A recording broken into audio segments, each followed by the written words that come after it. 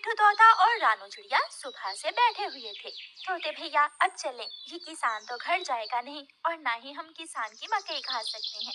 रानू चिड़िया, लेकिन वो कालू कौवा कैसे हर रोज किसान की मकई ले जाता है? वो कल भी मेरे सामने किसान की मकई खा रहा था। मैंने पूछा तो कहने लगा ये किसान के खेत से लाया हूँ। वो एक नंबर का चोर है, किसी न किसी तरह वो मकई चोरी करके ले जाता होगा।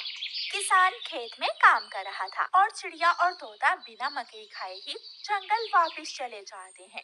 हाँ भी तोते और चिड़िया, बताओ क्या आज तुमने किसान के खेत से मकई खाई है? ना ना, हम तो सुबह से दोपहर तक पेड़ पर बैठे रहे, लेकिन वो किसान है कि घर गया ही नहीं और हम थक हार कर बिना मकई खाए ही जंगल लौट आए। मैं तो जा रहा हूँ, पेट भर मकई खाऊंगा भी और अपने साथ भी लेकर आऊंगा।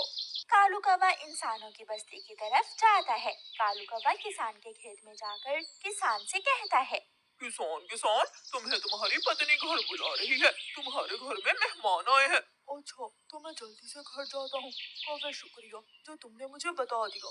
किसान अपने घर चला जाता है और कौवा मजे मजे से किसान के खेत से मकई खाने लगता है। नहीं, मैंने तो आपको नहीं बुलाया। क्या मेहमान नहीं आए थे? तो फिर उस काले कौवे ने मुझसे झूठ क्यों बोला? कौवा झूठा है, मैंने तो उसे नहीं भेजा। कौवा पेट भरकर मकई खाता है और कुछ मकई अपने साथ लेकर वापस जंगल लौट जाता है। कौवे कौवे, एक मकई का भुट्टा मुझे भी दे दो। ना ना, मैं तो मकई का भुट्टा किसी को नहीं दूंगा, बहुत मुश्किल से लाया हूँ मैं। कौवा चिड़िया के सामने बैठकर मकई का भुट्टा खा रहा था और चिड़िया के मुंह में पानी आ रहा था। दूसरे दिन कौवा फिर से किसान के खेत में जाता है और किसान से कहता है, किसान किसान, मैं अभी अभी तुम्हारे घर से आया हूँ, तुम्हारे बेटे को तेज बुखार है, जल्दी से घर जाओ। कौवे की बात सुनकर किसान घबरा जाता है और कुछ सोचे बिना अपने घर भाग जाता है और कौवा मजे से मकई खाने लगता है। कहाँ है मेरा मुन्ना? मुन्ना तो बाहर खेलने गया हुआ है। क्या मेरा मुन्ना ठीक है? हाँ हाँ, मुन्ना तो बिल्कुल ठीक है। तो फिर इसका मतलब आज फिर उस शरारती कौवे ने मुझसे शरारत की है। उसने मुझसे कहा कि मेरे मुन्ने को बुखार है, मैं जल्दी घर जाऊं। वो कौवा जरूर आपको घर भेजकर खेत से फसल खाता होगा। मैं कल देखूंगा वो कौवा कैसे मुझे उल्लू बनाकर मेरे खेत से मेरी फसल खाता है। कौवा जंगल जाकर बहुत खुश था। वो जो मकई अपने साथ लाया था वो तोते और कबूतर के सामने बैठकर खाता है। वाह वाह, मजा ही आ गया, ये मकई तो बहुत स्वादिष्ट है। यार कौवे, थोड़ी सी मकई मुझे भी दे दो। हाँ ठीक है, अगर तुम मेरे घर का काम कर दो तो मैं तुम्हें भी मकई दे सकता हूँ। मैं भी करूँगा, मैं भी कभी आपके घर का सारा काम करूँगा, मुझे भी मकई दे देना। ठीक है, तो फिर जल्दी से मेरे साथ आ जाओ।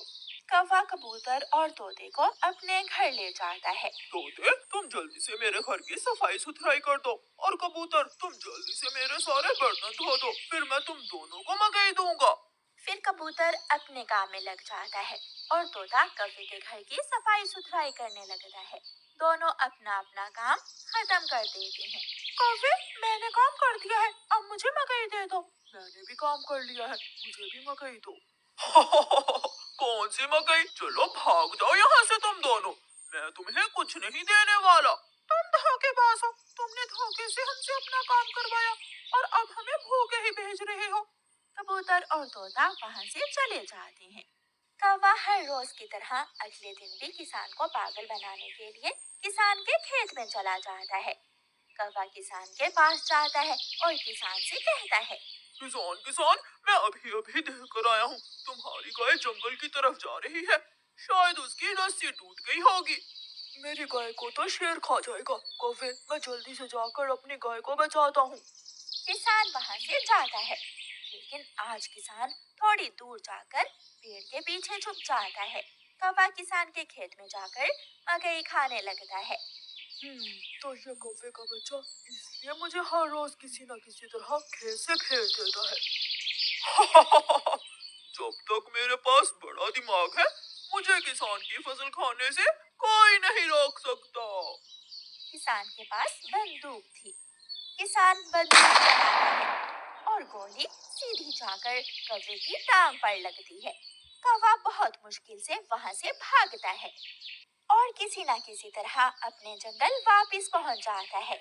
वो अपने घर के बाहर आकर गिर जाता है। हाय, मर गया, मर गया।